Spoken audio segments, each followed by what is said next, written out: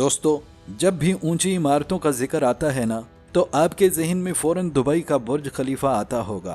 Dubai तो ये सब सियाहत के लिए करता है, लेकिन क्या आप जानते हैं कि चीन ने दुनिया पर अपनी धाक बिठाने के लिए इतनी अजीब और द्योहैकल इमारतें बना डाली कि खुद चीनी हुकूमत तंग आ गई और इन्हें मजबूरन उन पर पाबंदी लगाना पड़ी। जरा सोचें वो इमारतें कैसी होंगी। और आज हम चीन के इसी पागलपन का राज खोलेंगे। दोस्तों, बात दरअसल ये है, दुबई या अमेरिका जब कोई भी बड़ा प्रोजेक्ट बनाते हैं ना, तो उनका सीधा सा मकसद सिर्फ सियाहत और पैसा होता है। लेकिन चीन का मामला बिल्कुल ही अलग है। ये लोग सिर्फ लोहे और सीमेंट से इमारतें नहीं बनाते, ये दुनिया पर अपनी ताकत और टेक्नोलॉजी का रोब डालते हैं। पिछले चंद सालों में चीन ने ऐसे ऐसे द्योहैकल मेगा प्रोजेक्ट्स खड़े कर दिए हैं जिन्हें देखकर दुनिया के टॉप इंजीनियर्स के भी पसीने छूट गए। ये सिर्फ इमारतें नहीं हैं दोस्तों, ये फिजिक्स के कवानीन को खुला चैलेंज है। आज मैं आपको चीन का वो जनून दिखाऊंगा जो शायद आपने पहले कभी ना देखा हो। हम हवाओं का सीना चीरते टावर से लेकर जमीन के अंदर छुपे उन पुरअसरार अजूबों का सफर करेंगे जिन्हें देखकर वाकई आपके पैरों तले से जमीन निकल जाएगी। तो क्या आप मेरे साथ इस हैरत अंगेज सफर पर चलने के लिए तैयार हैं? तो फिर जरा दिल थाम कर बैठिएगा। जिस तूफानी स्पीड से ये कौम तरक्की कर रही है, वो दिन दूर नहीं जब हम आसमान में तैरते हुए शहर और हवा में मुअल्लक बस्तियां भी देखेंगे। चीन के लिए वाकई कुछ भी नामुमकिन नहीं रहा। सबसे पहले शंघाई टावर की तरफ चलते हैं। 632 मीटर बुलंदी, बादलों को चीरती हुई ये इमारत जब आप नीचे खड़े होकर ऊपर देखते हैं ना, तो पक्की बात है आपकी गर्दन अकड़ जाएगी। और इसका वो 120 डिग्री का घुमाव, ये सिर्फ कोई स्टाइलिश डिजाइन नहीं है दोस्तों, ये तूफानी हवाओं के दबाव को रोकने का एक शाहकार तरीका है। इसकी लिफ्ट में खड़े हों तो ऐसा लगता है जैसे सीधा किसी रॉकेट में बैठे हों। लेकिन जो बात आपको कोई नहीं बताता वो ये है कि ये इमारत अंदर से बिल्कुल एक थर्मास की तरह काम करती है। जी हाँ, थर्मास। इसमें डबल स्किन फसाड यानी शीशे की दोहरी तह लगी है। ये सर्दी और गर्मी को ऐसे जबरदस्त तरीके से कंट्रोल करती है कि हर साल लाखों डॉलर की बिजली बच जाती है ना कमाल का दिमाग। अब जरा अपनी सांसें थाम लें, आंखें बंद करें और तसव्वुर करें एक फलकबोस इमारत और उसके बीचों बीच से 108 मीटर ऊंची आबशार गिर रही हो। क्या आप यकीन करेंगे, ये कोई हॉलीवुड का फिल्मी सीन नहीं है, ये चीन की लिबियान बिल्डिंग है। लेकिन यहाँ आता है चीन का वो असली पागलपन। क्या आप अंदाजा लगा सकते हैं कि इस मसनूई आबशार को सिर्फ 1 घंटा चलाने का कितना बिल आता है? तकरीबन 118 डॉलर, यानी हजारों पाकिस्तानी रुपए सिर्फ पानी गिराने के लिए जाया कर दिए जाते हैं। इसीलिए ये आबशार रोज नहीं चलती, इसे सिर्फ खास त्योहारों पर ही चलाया जाता है। जरा सोचें, दुनिया को हैरान करने के लिए इतना पैसा पानी की तरह बहाना, क्या ये वाकई नॉर्मल है? अब आसमानों से जरा नीचे उतरते हैं, बल्कि सीधा जमीन के सीने के अंदर चलते हैं।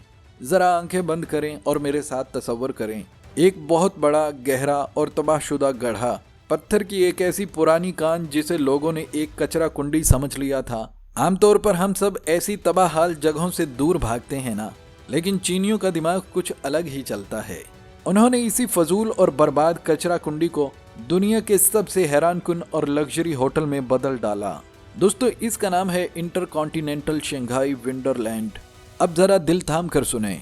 इस होटल की इमारत ऊपर की तरफ नहीं जाती, बल्कि 16 मंजिलें सीधा जमीन के अंदर उतरती हैं। और इससे भी ज्यादा हैरानकुन बात पता है क्या है? इसकी सबसे नीचे वाली 2 मंजिलें मुकम्मल तौर पर पानी के अंदर मौजूद हैं।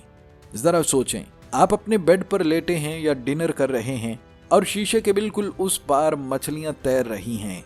ये सुनकर ही सांसें रुकने लगती हैं। सच में मेरे तो रोंगटे खड़े हो जाते हैं। जिस जगह को दुनिया ने बर्बाद समझकर मुंह मोड़ लिया था, चीन ने वहां एक ऐसा इको होटल खड़ा कर दिया जिसने पूरी दुनिया के बड़े बड़े इंजीनियर्स को हिला कर रख दिया। जमीन को चीर कर उसकी गहराई में ऐसा अजूबा बनाना, क्या यह वाकई किसी साइंस फिक्शन फिल्म का सीन नहीं लगता? क्योंकि अब हम उन इमारतों की बात करेंगे जो फिजिक्स के सारे कवानीन की सरेआम धज्जियां उड़ा देती हैं। जी हाँ, बिल्कुल नामुमकिन को मुमकिन बनाने वाली इंजीनियरिंग। सबसे पहले बीजिंग का सीसीटीवी हेडक्वार्टर देखें। इंटरनेट पर लोग इसकी अजीबो गरीब शक्ल का खूब मजाक उड़ाते हैं। इसे अक्सर बड़ी पेंट कहते हैं। है ना मज़ाहिया। लेकिन ज़रा एक लम्हे के लिए रुकिए। क्या आप जानते हैं कि इस एक इमारत को खड़ा करने में 10,000 से ज़्यादा मजदूरों का खून और पसीना लगा है। यह कोई आम बिल्डिंग नहीं, ये दुनिया के सबसे पेचीदा और दिमाग घुमा देने वाले डिज़ाइनर में से एक है। और सबसे हैरत अंगेज बात सुने, ये इमारत पूरी तरह जल्जला प्रूफ है, यानी ज़मीन हिलेगी, तूफान आएंगे, लेकिन ये द्यो अपनी जगह यूं ही डटा रहेगा। अब ज़रा अपनी सांसें रोक लें, आंखें बंद करके तसव्वुर करें 250 मीटर की बुलंदी पर बादलों के बिल्कुल बीच में एक पूरी की पूरी फलकबोस इमारत लेटी हुई है। जी हाँ, खड़ी नहीं बल्कि आसमान में लेटी हुई। इसे रॉपल सिटी चोंगचिंग कहते हैं। इस लेटी हुई इमारत का वजन 40,000 टन से भी ज्यादा है। जरा सोचें दोस्तों, 40,000 टन वजन को क्रेन्स के जरिए हवा में इतनी ऊंचाई पर उठाना और फिर उसे वहां जोड़ना, यह पूरी दुनिया के इंजीनियर्स के लिए एक खौफनाक डरावना ख्वाब था।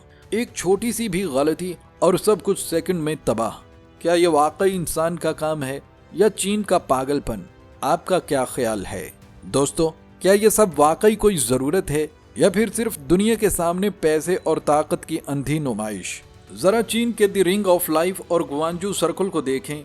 लोग इसे देखकर कहते हैं, वाह जी वाह, क्या खूबसूरत गोल दायरे हैं, बिल्कुल आर्ट के हिंदसे जैसे।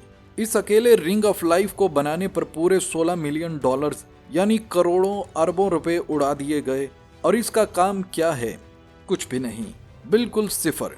जी हाँ दोस्तों, ये द्योहैकल दायरा किसी काम का नहीं, बस यूं ही शो मारने के लिए खड़ा कर दिया गया। क्या वाकई इतना पैसा ऐसे ही पानी की तरह बहा देना नॉर्मल बात है? मेरे तो सोचकर ही होश उड़ जाते हैं। दोस्तों, अब बारी आती है इस सबसे बड़े राज की, जिसका मैंने बिल्कुल शुरू में आपसे जिक्र किया था। याद है ना? जरा करीब आ जाएं। इतने अरबों डॉलर उड़ाने और फिजिक्स के कवानीन से खेलने के बाद क्या आप जानते हैं आखिर में क्या हुआ? खुद चीनी हुकूमत के होश उड़ गए। जी हाँ, उन्हें एहसास हुआ कि ताकत दिखाने का ये पागलपन अब हद से गुजर चुका है। और फिर 2021 में एक ऐसा कानून पास हुआ जिसने पूरी दुनिया को हिला कर रख दिया। हुकूमत ने सख्ती से पाबंदी लगा दी। अब पूरे चीन में कोई भी इमारत 500 मीटर से ऊंची नहीं बनेगी। और तो और अजीबो गरीब या बदसूरत डिजाइन बनाने पर भी मुकम्मल पाबंदी लग गई। अब जरा सोचें, जो अजूबे आज हमने देखे वो अब बस तारीख का हिस्सा बन चुके हैं। हो सकता है कि मुस्तकबिल में इंसान ऐसा पागलपन दोबारा कभी ना देख पाए। सच में सांसें रुक जाती हैं ये सोच कर के ये द्योहैकल दौर अब हमेशा के लिए खत्म हो गया। दोस्तों, इतनी द्योहैकल इमारतें, बादलों को चीरते पुल और पानी की गहराइयों में बने होटल हमने देखे। क्या ये सिर्फ ईंट, पत्थर और लोहे का कमाल है? बिल्कुल नहीं। ये दुनिया के लिए चीन का एक बहुत बड़ा और खामोश पैगाम है। जब दुबई ने अपना सफर शुरू किया था ना, तो उनका मकसद सियाहों को खींचना और दुनिया की तवज्जो हासिल करना था। और सच पूछें तो वो इसमें कामयाब भी रहे। लेकिन चीन की गेम ही अलग है। उनका मकसद सिर्फ पैसे कमाना नहीं, बल्कि अपनी ताकत, अपनी टेक्नोलॉजी और अपने पागलपन का लोहा पूरी दुनिया से मनवाना है। चीन के लिए वाकई कुछ भी नामुमकिन नहीं रहा। हम बस इतना कह सकते हैं कि ये कंक्रीट के बेजान जंगल नहीं है, बल्कि ये इंसानी अकल और जिद की वो मेराज है जो चीन के हर शहर में सीना ताने खड़ी है। ये इमारतें दुनिया को दावते निजारा दे रही हैं कि आओ और देखो हम क्या कर सकते हैं। दोस्तों, अब आप मुझे दिल पर हाथ रख कर बताएं, आपके ख्याल में क्या चीन का ये पागलपन दुरुस्त था या हुकूमत का इन इमारतों पर पाबंदी लगाना बिल्कुल सही फैसला है? कमेंट करके अपना जवाब जरूर बताएं, मुझे इंतजार रहेगा।